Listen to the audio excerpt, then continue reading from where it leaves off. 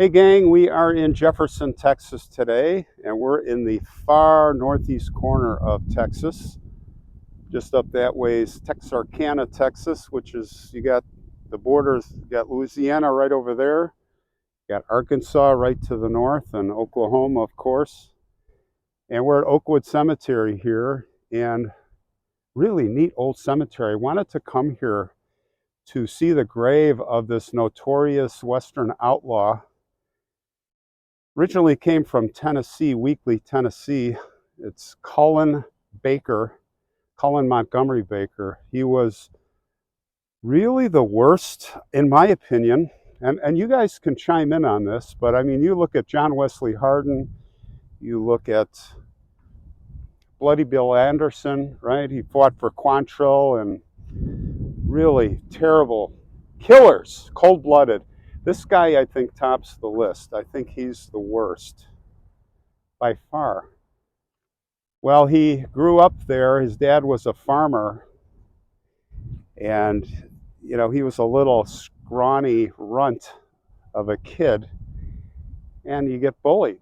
And when you get bullied, you grow up, you get attitude. And boy, would he get back at the world. So let's walk along. We'll look at some graves here, and I'll tell you all about this mean little kid.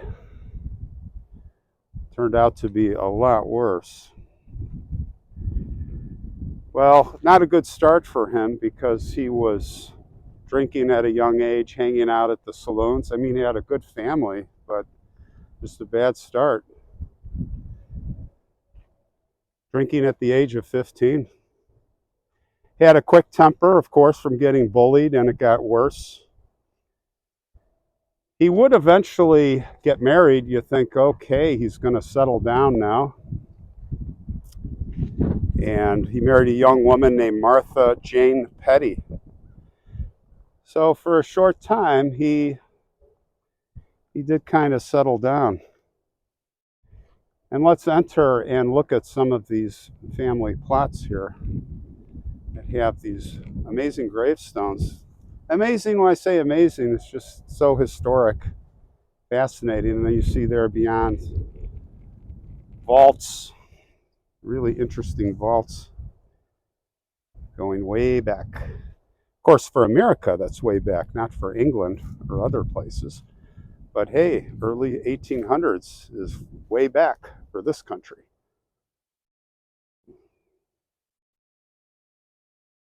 So, not surprisingly, a short time into his marriage, the powder keg was going to explode. Mean streak could not stay hidden inside of him. It was 8 months into his marriage, and he was out drinking with his buddies. And he got in an argument with some kid named Stallcup. And he completely lost it. He beat that kid up with a whip. He beat him so bad, he almost killed him. Now, there were several witnesses that were watching. One of the witnesses, his name was Wesley Bailey. And of course, Cullen was charged, and it was a bad deal. Probably going to go to jail, but any respect, he was going to get even with Mr. Bailey. So he went over to see Mr. Bailey and have a few words with him. Pulled out a shotgun and he shot him in both legs. Right in front of his house. And he let him die there. Well, he let him lay there. He died a few days later, old Wes. So he had a light out of town, and he had to get out of town quick, which is what he did. And that would really start him on his just trail of death and destruction. He fled to another part of Arkansas, and he would live with his uncle there. Now back to the in-laws. Cullen's wife, it was May 24th in 1857, and Martha Jane, his wife, she gave birth to a baby girl, and she would name her Louisa Jane.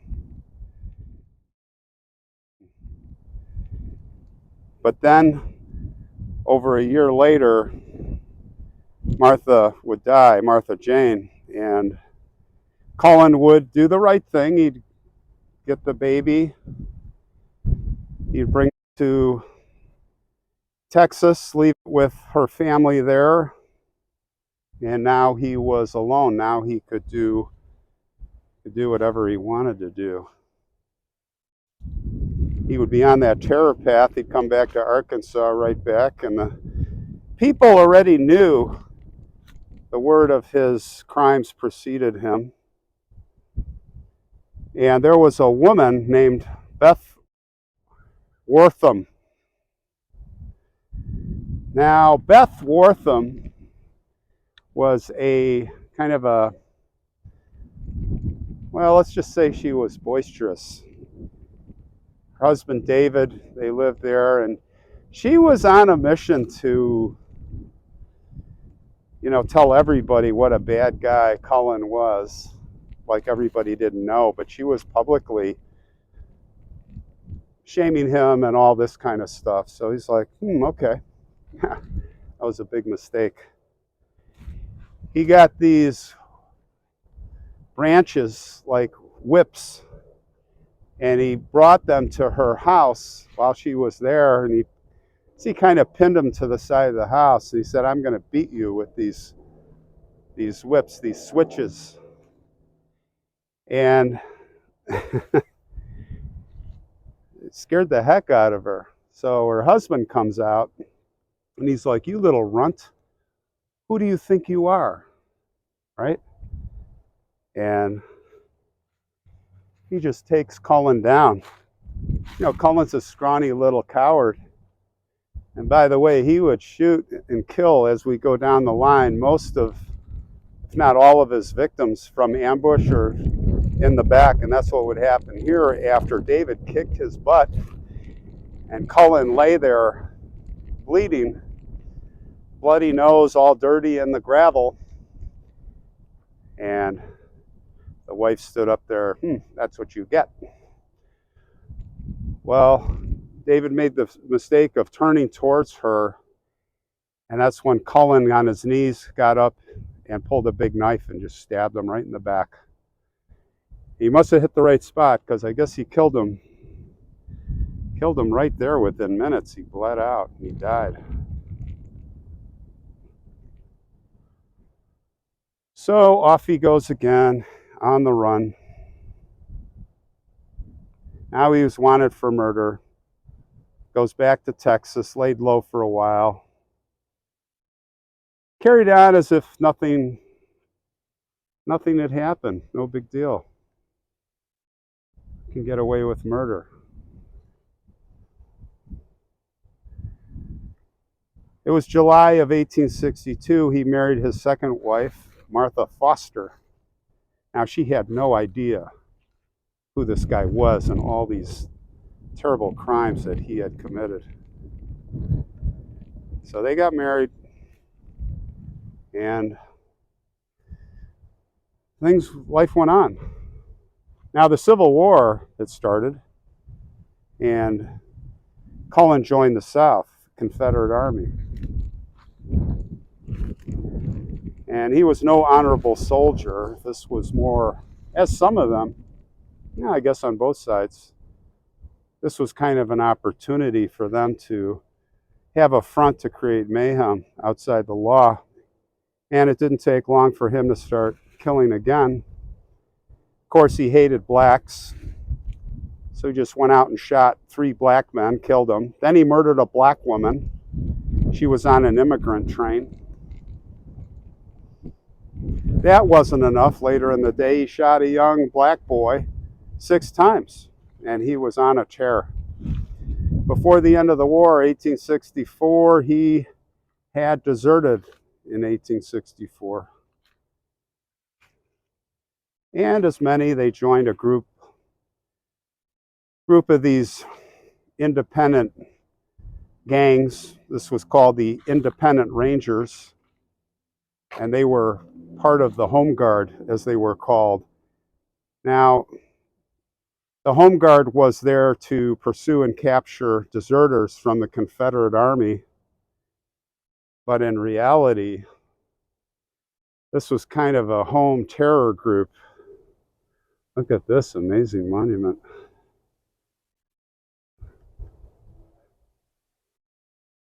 This appears to be a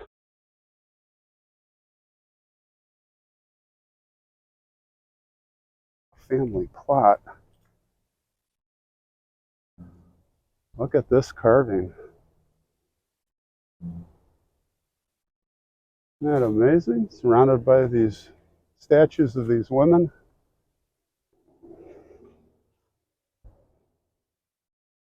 So let's talk about the Confederate Home Guard.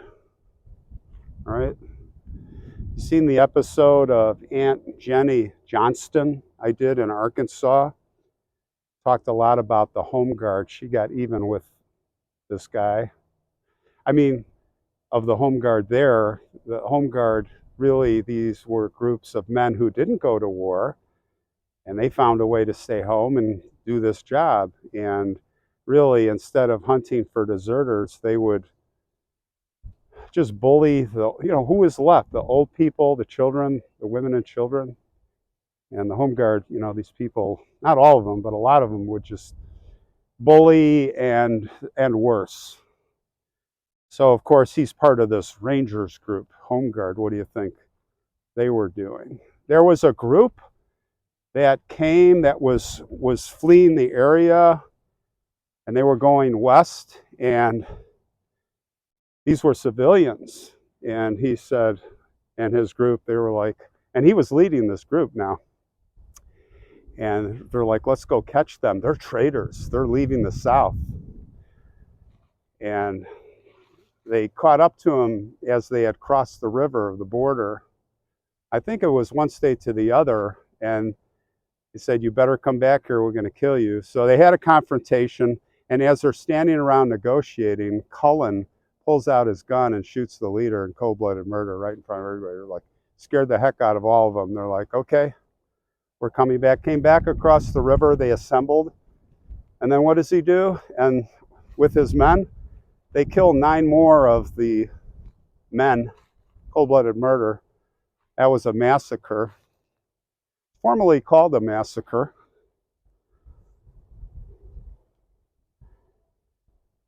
Known to this day.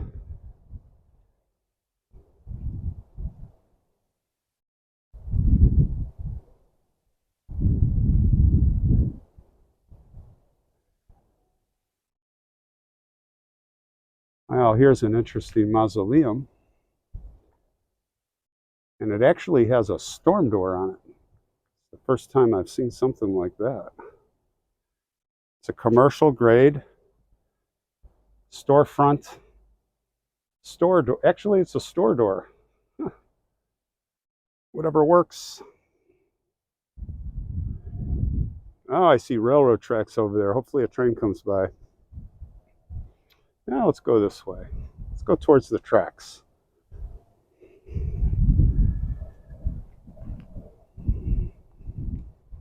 This all happened in the Ouachita Mountains of Arkansas. And yeah, it was known as the Massacre of Saline. Well, as we know, the Confederates were losing the war. Union Army had now occupied a lot of Arkansas.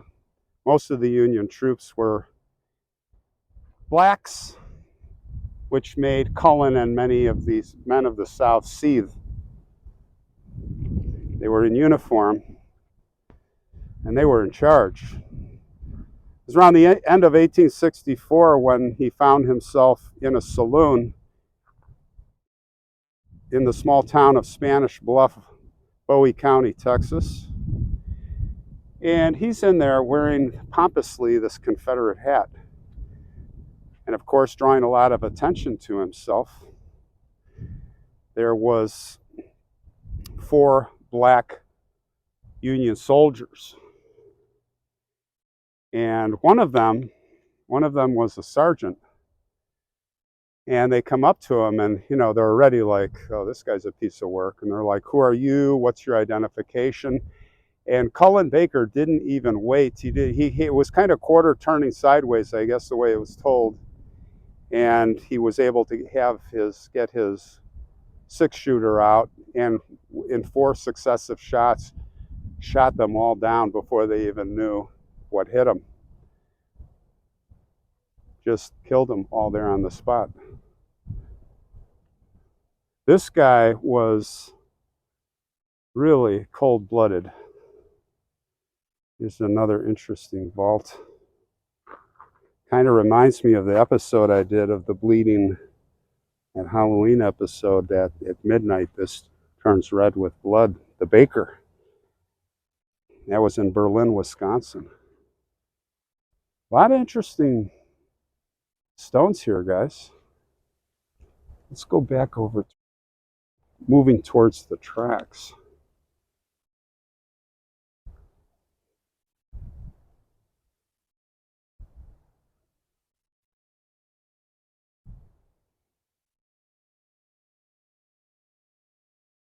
So yeah, he kills those guys, and unmolested, he just rides right out of town like nothing happened.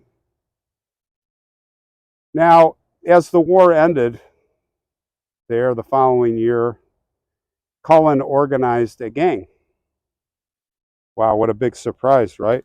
And he would team up with a guy named Lee Rames. And the gang was composed of several ex-Confederate soldiers, kind of like Quantrill's gang, smaller version. And they operated out of the Sulphur River bottoms near Bright Star, Arkansas. And they would go on some rampages of robbery and murder. Nobody knows many of the stories, but they thought he with his gang killed at least 30 people. The sneaky coward. Like I say, it was always pretty much from ambush. It was always a shot in the back. His favorite gun was the shotgun. In March of 1866, Cullen traveled back to Texas. Now, he was on the run from the Union authorities. And he went on another killing spree. He started by killing 2 men named W.G. Kirkman and John Sammons. There was a connection. Sammons actually previously killed one of Baker's gang members, Seth Rames, who was the brother to gang member co-leader Lee Rames. Next, Cullen, that is, killed a local man named George W. Barron. Why did he kill him? Well, the reason for killing him is he had previously taken part in a posse that was hunting him. The gang was moving all over the place now. They were operating between Queen City, Texas, and to the north, we were talking about Texarkana, Arkansas. This area here, they were running loose. On June 1st, 1867, Cullen returned to Cass County in Texas, and he moved into a small house. And soon after he moved into the house, he went into town. He went to the Rodin store, the general store, like you see in the old westerns, or Petticoat Junction, Mr. Drucker. It's a little later. So he goes in the store and he helps himself out to anything he wants. And then he just walks out, and Mrs. Rodin is like, what? So she goes, tells her husband, store owners, he's outraged. And he gets his shotgun loaded and he rides out to Cullen's house, his little home there, and he calls him out. Cullen doesn't come out, the coward. He shouts through the door, I'll pay you. I'll come into town in a few days and I'll pay you. Okay. Well, he did come back I think the next day into town. He went to the store. He went to the front of the porch of the store, shouted out for John Baker to come out and face him, face me. Well, John got a shotgun, but I guess as he opened the door, he wasn't ready because Cullen was there and just blasted him to pieces. Killed him instantly.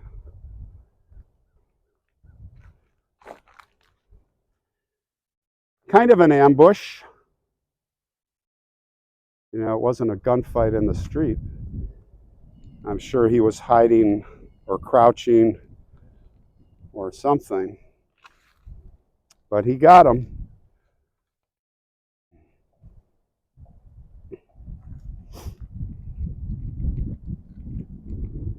Back on the run again. Now Cullen went back to the north, to Arkansas, familiar haunts. A few days later, he was just about to board a ferry across the river, and a couple of U.S. Army soldiers are giving him the look over, a sergeant and a private. And of course, you know, they're like, boy, he looks suspicious.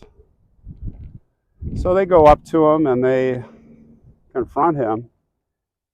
And Cullen just calmly says, oh no, my name is Johnson, and I'm from here and I'm from there, and this is what I do. And they're just like, no. You know who you look like? That wanted poster. Huh? Yeah, you're Cullen Baker. Well, they shouldn't have said that. Kind of gave their hand away and they didn't have their guns out. So Cullen went for his gun, and the sergeant went for his gun at the same time. But who was faster? Cullen. He shoots the sergeant, and the private is like screaming and just runs off. And I think Cullen was probably like laughing. Probably should have shot him too, because he ran off, got on his horse, went back to the fort and spread the word. Now they were really after him. Put a $1,000 bounty on Cullen's head. That's right. Pressure was heating up. Next, Cullen would go to New Boston, Texas, and he would have another run-in with Union forces. Oh, I hear a train. Let's stay close to the tracks here. Started an argument with several U.S. Army soldiers. Shout-out erupted, and Cullen killed Private Albert E. Titus of the U.S. 20th Infantry Regiment. Although he was shot in the arm, he got a shot off, and he rode away and got away. Scurries back to Arkansas, but why stop killing now? While he was in a saloon in Bright Star, he agreed to join a mob who were planning to raid a farm of the local farmer named Howell Smith. Now, why would the mob be going after this poor guy? Just a farmer. Well, he had, this is right after the Civil War, he had a lot of freed slaves there. And the people there didn't like that. So they were just going to go pillage and see what damage they could do. And Cullen was right along with it. They ended up going there, surrounding the house. Howell defended the house and family with the black ex-slaves, and there was a big shootout fight. One of the black ex-slaves was killed. Howell's daughter was almost stabbed to death. Cullen got wounded. So yeah, just another fray. This guy was a serial troublemaker, killer. Well, he said, you know what, I think it's better if I get back to gang life. So that's what he did. He got back to the gang, put the gang back together. Lee Rames, okay, but Lee, the co-leader now by this time, he's like, man, Cullen, you're like out of control. He was not comfortable with Cullen leading the gang. And he began to doubt Cullen's leadership and decision making. He's taking too many risks. He was unstable. He was going to get the gang in trouble. He was going to get the gang caught. So he confronted Cullen, and Cullen backed down. And they're like, well, we're going to break the gang up here. Some children graves here.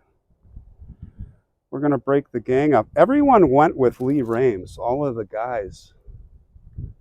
But there was one guy, his name was Kirby. They called him Dummy.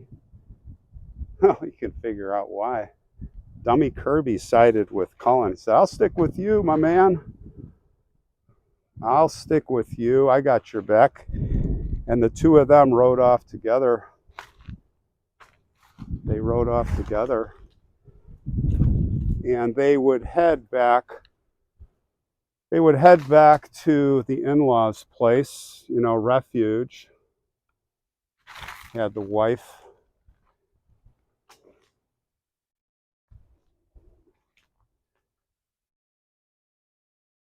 It was Bloomberg, Texas, where they went. And it was January of 1869. Well, this is where they met their end. And like many of the stories we hear, like the shoot, Billy the Kid, and did Pat Garrett actually kill Billy the Kid? We talked about that story. And of course, there's many conspiracy people that believe Billy lived, and I think he kept living, actually. From what I'm kind of on that side. He did move in with Elvis for a while, and I think he ended up teaming up with Truman Capote, giving him ideas, and they were lovers. Anyway, and Elvis shot John F. Kennedy. It's another story. So anyway, they go back to Bloomfield, and one of the stories is that the family poisoned him and Dummy Kirby with strychnine. They laced the food and whiskey, and they poisoned him. Of course, there's a divergent story that's almost completely different, the old shootout. They say that there was a school teacher named Thomas Orr who had become romantically involved with Cullen's second wife, Martha, or maybe they were just close friends. But he got together with a gang and shot and killed both men with his group by the chimney. I don't know why the chimney, but it says, history says he was standing by the chimney outside the house, and the guys came around and killed him. Well, they shot him to pieces, and then they took the bodies, tied them by their ankles to the horses, and they drug them through the streets there in Bloomfield. But apparently, the body of Cullen Baker was retrieved by the family and brought here, right over there.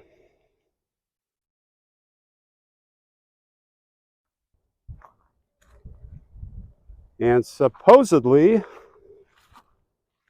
this is where he rests to this day.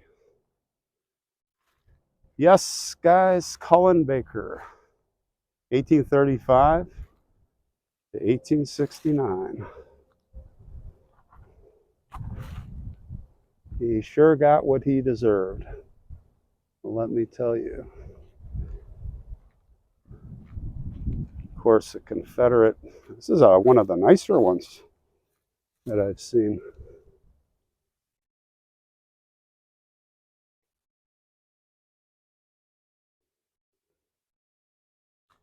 And his bones are resting peacefully here under this slab. Interesting Cullen M. Baker, Morgan Squadron, Texas Cavalry, Confederate States Army. Yeah, right. Deserter. There is room to put the word DS, deserter, right?